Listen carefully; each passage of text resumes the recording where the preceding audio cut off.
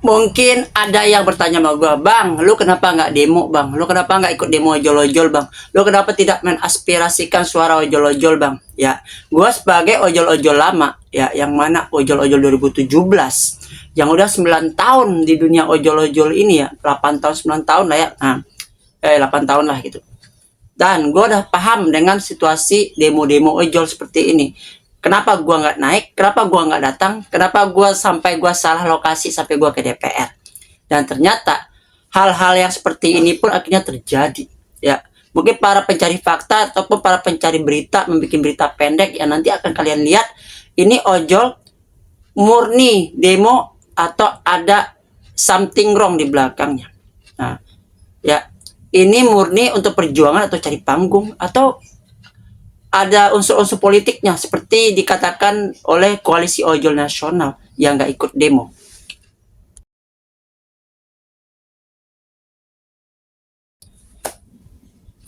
Assalamualaikum warahmatullahi wabarakatuh. Selamat pagi, siang, sore, malam, kapanpun, dimanapun, my friend, my bro, my sis, everyone, every time, everywhere you are, dimanapun anda berada. Ya, di kali ini gue akan jawab pertanyaan kalian dari bulan Mei lalu. Kenapa gue tuh nggak pernah ikut demo?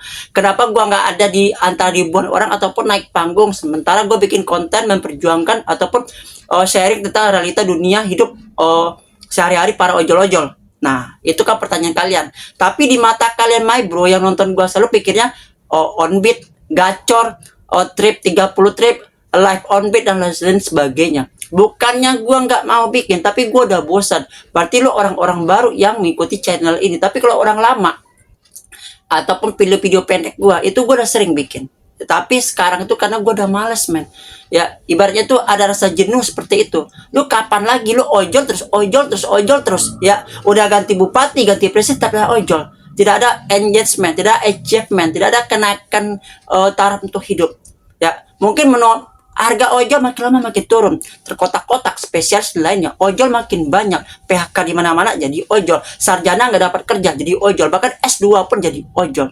Dan dengan banyaknya ojol-ojol seperti ini yang berbanding terbalik dari dulu, yang mana dulu para aplikator mendatangi para pangkalan lainnya untuk bergabung dengan ojol untuk memudahkan cara mencari orderan bagi para ojek-ojek di online kan alias ojol. Tapi sekarang kita lihat sampai ke bawah ke DPR.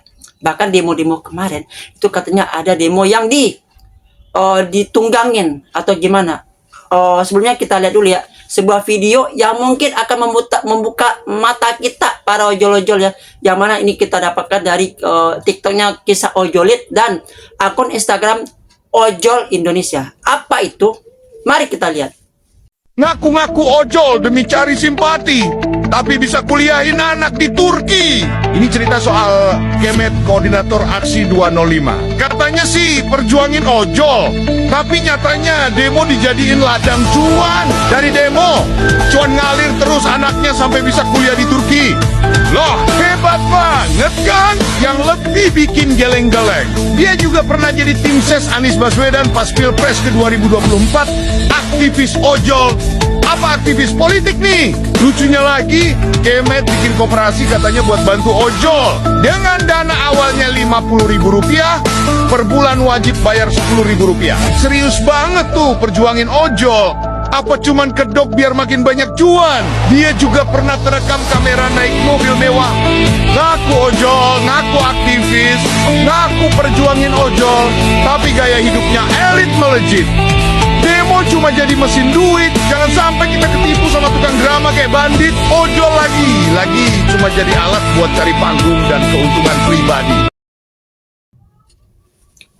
Nah, seperti yang kita lihat tadi ya. Nah, ini gue dapat dari Ojol Indonesia dan akun Kisah Ojolit 2. Nah, di sini kita bisa lihat banyaknya para demo-demo itu mungkin hanya memikirkan ojol gacor, ojol duit 30 trip dan lain sebagainya. Kenapa saya anyep, semoga saya dapat duit. Pikirnya mungkin keuangan. Ya, cara instan, tapi kita ngeliat jangka panjangnya bagaimana. Ya, nanti 2 tahun, 3 tahun lagi seperti apa. Itulah mengakibatkan para ojol-ojol lama yang di atas sebelum 2020, yang ojol-ojol zaman eranya Nadiem termasuk gua, itu malas untuk datang lagi ke acara-acara. Kecuali orang-orang yang pengen cari nama, cari panggung, yang pengen dikenal, oke, naik ke atas. Karena gue udah membuktikan beberapa acara ojol-ojol gue nggak datang, ataupun gue diundang TV pun gue nggak datang. Kenapa gue nggak mau? Ya, gue cukup mensuarakan di sini, atau kita ketemunya ketemu di jalan seperti biasa. Buat panggung tuh buat apa? Ya, sekarang cari buat kesejahteraan hidup, bukan cari nama, cari panggung. Apalagi itu mengorbankan yang lain. Seperti ini, lu demo ojol. Ya, teman-teman lu ikut demo nih, bikin akun fiktif, tembak-tembakin orderan, tiba-tiba lu kena PM, lu kena suspend, mereka bertanggung jawab kagak? Ya, sementara lu kerja lu cuma ojol. Di sisi lain, orang yang anggap ketua atau yang ini ketua-ketua lu lah gitu, mereka selain ojol, mereka ada pekerjaan lain, mereka ada bisnis lain. Berarti tanpa ojol pun mereka juga bisa hidup. Sedangkan lu cuma ada di ojol-ojol, itu lu bisa hidup enggak? Ya, itu pikirkan jangka panjang ya, kecuali lu bisa konten atau lu joget-joget dah seperti yang gue bilang pada lu ngeluh ya, seperti slam ojol, ojol padang dan lainnya, itu mereka juga menghasilkan. Lu menghibur orang melalui media sosial. Dan mengenai para ojol-ojol yang yang dikatakan cari panggung, alat politik dan lain sebagainya, ini sampai-sampai 001 itu Pak D Mulyono ya, Ojek 001 yang terdaftar di bulan Januari 2011, 20 Januari 2011 jadi ojol di PT Gojek Indonesia, yang langsung datang ke tempat kayak kos-kosan lah ya, itu tempat kantornya Pak Nadiem. Nah, bersuara seperti ini. Ini dari Pak D Mulyono Kumis 001. Nah kan, apa yang saya duga ternyata benar, ada udang di balik bakwan. Kalau udang di balik bakwan enak Pak, jadi rempeyek. Terus apa kata Gojek Bersatu? Sudah biasa Miss. Terus gue tanya nih. Terus gue sempat juga tuh mengomen. Nah, itu dia yang bikin aneh, malas demo. Mending joget-joget live TikTok aja deh, bikin happy ya nggak Pak D? Pak D-nya gue suruh mendingan joget-joget TikTok aja. Dan juga komentar-komentar netizen yang lain seperti ini. Waduh, ternyata ada iuran wajib. Kemanain tuh duit? Ada udang di balik batu. KPK monitor 11-12 sama presiden buruh. Saya pernah komen begitu dikeroyok komenan ojol. Nah sekarang nih ojol kudu melek matanya. Benar, lu para ojol-ojol harus buka mata. Jangan pernah gacor bang, on beat, live on beat, apaan gitu. Ya sekarang lu pikir kesejahteraan hidup lu. Ya, jangan masalah ojol-ojol. Ganti presiden, ganti bupati, ganti wali kota, ganti gubernur, lu tetap aja ojol. Sampai kapan lu jadi ojol? Sampai lu sakit, sampai tenaga lu nggak digunain lagi, sampai lu sakit-sakitan. Terus lu bisa mencari uang lagi? Kagak. Lu ada pensiunan, pesangon? Kagak. Itu yang dipikirin. Ini lagi nih dari Yudi. Ada kepentingan ganda sebenarnya, kalau nggak percaya cek aja sendiri siapa yang menjadi koordinatornya siapa. Saya tahu dari pertama dia jadi ojol atau driver, komunitas awal sampai dia ganti nama pun tahu. Nah ini Yudi nih, mungkin orang lama yang udah tahu dan udah paham dan harap maklum. Ada lagi dari Jack, real demo dari nurani peserta yang minta keadilan. Narasi ojol dimanfaatin tertentu, terserah opini individu. Ada persepsi bahwa ojol selalu dimanfaatin seolah demo nggak guna lagi. Cepu konten memang selalu ada buat pasang badan. Aduh. Ada lagi Bang Bir, aplikator daripada buang duit buat buzzer, mendingan kasih duit bonus biar bisa bayar kontrakan. Malah curhat. Makhluk. Sudah nggak heran dari dulu aksi demo tuh hanya menguntungkan pihak tertentu. Makanya saya dari dulu tidak pernah ikut demo kalau sudah dibohongin. Bener bang, gua aja nggak pernah lagi bang. Itu menyebabkan gua malas datang ke acara demo-demo bang. Ya lu demo silakan, gua cuma lewat doang. Kadang gua datang tapi jaket gua buka. Kayak kemarin tuh gue di DPR, sebenarnya gue ke patung kuda, tapi gue datang aja lihat, oh gini, oh ini tuh, oh di panggung, udah gue pulang. Tapi gue nggak ngambil kamera, nggak ngambil foto video, nggak, takut ntar ya ada lagi omong-omongan di belakang. Ini lagi nih, makanya gue males demo-demo, suka jalannya nggak suka off. Ya lu suka lu jalannya, lu nggak suka lu tinggalin. Adetin terakhir ikut demo 2018, makin kesini makin ketahuan apa maksud perkumpulan, cuma cari anunya. Kayak film Dono dong, Sri Anunya. Bongkar semuanya, Muhammad Effendi. Tinggal tunggu waktu aturan ketat dari pemerintah buat aplikasi.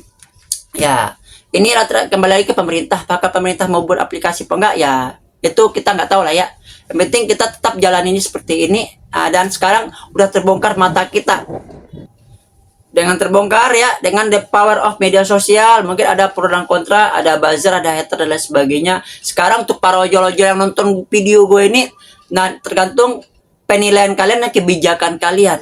Ya mungkin kalian kerja cuma ojol, ikut demo, terus ikut membom opik orderan ini, terus bikin orderan-orderan palsu ke teman-teman, terdeteksi, lu nganggur, lu kena PM, tak ada ampun bagi lu di aplikator. Karena banyak sekarang pada ojol-ojol kena PM. Ya katanya ojol utara, ojol mana lah gitu, ojol Bekasi, dia datang ke kantor, mungkin tidak dipublish ya, tapi banyak yang datang. Gue bisa aja, gue datang sono, terus gue liatin yang datang-datang tuh, gue tanya, terus gue bikin rekaman video, tapi gue nggak enak. Cukup tahu aja kejadian sekarang. Jadi sekali lagi tentang ojol ini, ya lu suka lu jalanin, lu nggak suka lu tinggalin, itu aja. Jangan pikir macam-macam lagi, jangan pikir masalah kesejahteraan, masalah ini. Tapi sekarang gimana kita untuk bisa bertahan hidup dan kesejahteraan, itu aja. Ya nggak hanya dari ojol lu bisa cari duit. Ya seperti slam ojol, durian sawit, joget-joget juga bisa dapat duit. Di Padang ojolnya bergerombolan joget-joget juga dapat duit. Di Lampung ojol buka jaket nyanyi-nyanyi juga dapat duit. Atau lu jadi affiliate, lu jual barang orang dengan keranjang-keranjang kuning, lu juga bisa dapat duit. Atau lu kreator sama gua, lu juga bisa dapat duit. Tapi lu belajar dulu, jangan ngarapin duitnya dulu, ngalir aja dulu. Tahan hinaan, cacian, makian daripada netizen ataupun hater-hater lu. Biarin aja mereka beropini apa. Ya, selagi lu benar, selagi lu jalan benar, cobalah gitu kan. Bangkit, wake up. Juple, Paung, Fikri, Bang Flat itu sudah membuktikan. Juple sekarang lihat ya perubahan hidupnya. Ya sekarang Paung sekarang lihat perubahan hidupnya. Kenapa nggak para ojol-ojol sekarang tidak mengikuti jejak mereka? Dan gua pribadi, kenapa gua nyebut nama 4 orang ini? Karena mereka sudah berubah hidupnya dari ojol-ojol sekarang udah menjadi kesejahteraan yang lebih tinggi daripada mereka hanya untuk ya mencari keuangan atau mencari kehidupan hanya untuk ojol semata. Tapi mereka mencoba untuk yang lain. Nah, ojol jadikan sampingan seperti di luar negeri. Ojol suka lakukan, tidak, ayo kita tinggalkan. Assalamualaikum warahmatullahi wabarakatuh. Salam satu aspal, adios amigos and ciao.